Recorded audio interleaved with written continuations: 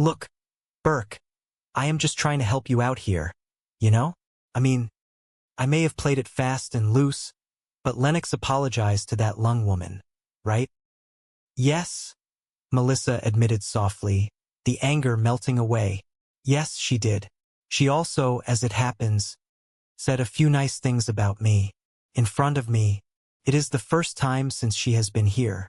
Frankly, it took my breath away. She looked at him suspiciously. Oh my goodness, you did not pay her to do that too, did you? Joe shook his head slowly, his eyes warm and genuine. No, she gave me that one free of charge. Although, it may be my mere presence in this household that is sort of seamlessly pulling everything together. Melissa rolled her eyes, but a smile tugged at the corners of her mouth. Oh my goodness, let us believe that. Oh, I almost forgot. A Regency nanny called. They said that Mrs. Dietrich is available and that she will be here at 8 in the morning tomorrow. Joe's confident posture faltered. He looked down at the floor, the reality of his homeless, jobless situation crashing back over him. You did not think I could handle this, did you? Melissa stepped closer, her voice softening with genuine gratitude. To be honest, no. Not until you pulled all that confidence out of thin air. Joe looked up, hope flickering in his eyes. So, is this official now? Because, if not, I can just hop in my house and drive away. Melissa looked at the man standing in her living room. He was a disaster. He was arrogant, broke, and entirely unqualified. But he had made Ryder do his homework. He had gotten Lennox to open up. He had made her family feel, for the first time in months, like a real family. Yeah, Melissa said softly, extending her hand. Let us give it a shot. How bad could you be? Joe took her hand, a genuine, relieved smile spreading across his face. You will find out, will you not? Later that week, the house was quiet. The clock in the hallway struck the hour. It was 1:30 in the morning. The front door clicked open, and Melissa slipped inside, carrying her shoes to avoid making noise. She tiptoed into the living room, only to find Joe sitting in the armchair, reading a book under the glow of a single lamp. He lowered the book, raising an eyebrow. So, how did your date go that lasted until 3 o'clock in the morning? Melissa laughed softly, dropping her shoes and falling onto the sofa. Leave me alone, Mom.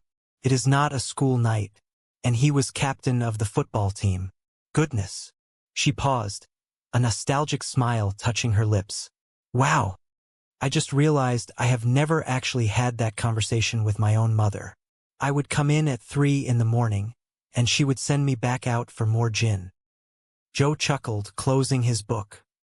So, how did the kids get to bed? Melissa asked, pulling a throw blanket over her legs.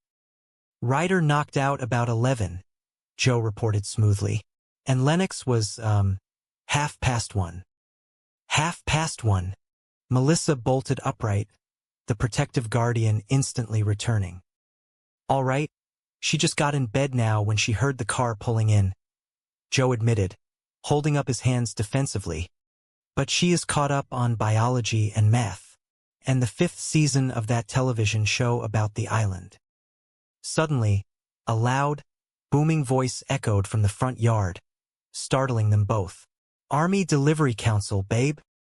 Melissa jumped, rushing to the window and peering through the blinds. She gasped. Joe stood up, looking confused. Does it? What is that face? Did you forget something? Hey! Melissa squeaked, her eyes wide with panic as she looked at the massive silhouette standing on her lawn. Holy nuts, that guy is huge. Joe, this guy. I am not kidding. This guy is huge, Joe. Joe stepped up beside her, peeking through the blinds, ready to face whatever chaos tomorrow or the rest of the night would bring. He was the nanny now, after all, and in this house there was never a dull moment. Melissa and Joey. The words blazed brightly on the studio sign, signaling a live taping with an eager audience waiting.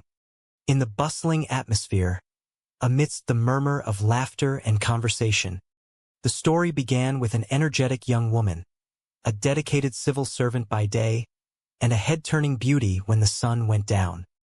"Look at you, public servant by day, hottie by night," a voice called out, full of teasing.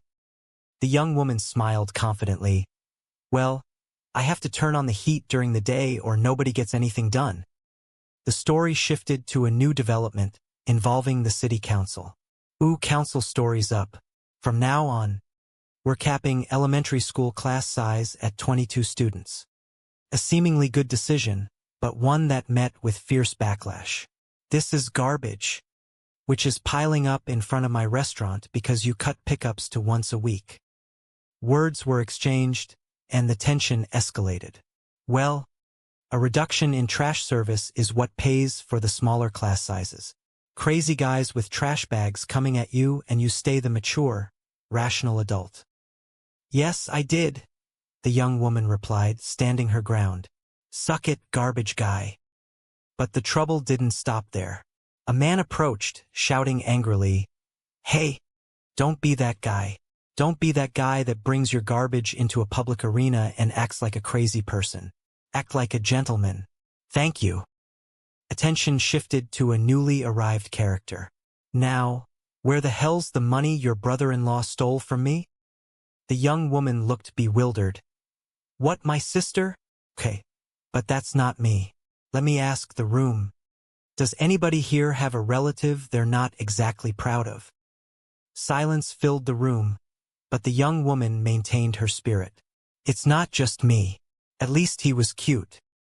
"Yeah, I don't see it," the man retorted. "You held your own up there. You remind me of your father, the esteemed senator." An admiring voice spoke up. The young woman chuckled self-deprecatingly. "Oh, my God. Did I smell like strippers?" "No, you smelled like authority." "Oh, well, that is my fragrance. Yeah, I have to say, in all humility, I was, yes, smoking. Up high, down low. Okay. Plus, your brother-in-law's various felonies totally shifted the focus of the meeting. I think you put the whole trash issue to bed." Suddenly, a child's voice piped up, "Aunt Mel, why are angry white guys throwing trash at our front door?" Aunt Mel, that resilient young woman, explained, "There is a political debate in the community in which the majority feels as though." "This is getting heavy," Aunt Mel muttered, "and really smelly." Her niece Lennox, a teenager with a lot on her mind, walked into the room. "I'm just gonna leave this here for you, Aunt Mel. There's like 10 more on the porch." "Hey, Lennox, did you see the dresser I put in your room?" Aunt Mel asked, trying to bridge the gap. Yeah, it's really cute, but I'm okay. I've got suitcases," Lennox replied coolly. Aunt Mel sighed. "She thinks living here is temporary? Well, she no longer tells me what she thinks. I used to be, I'll sneak out of the house. Aunt Mel, let's get matching tattoos, Aunt Mel. Now, because I said so, Aunt Mel, I do horrible things like put furniture in her room.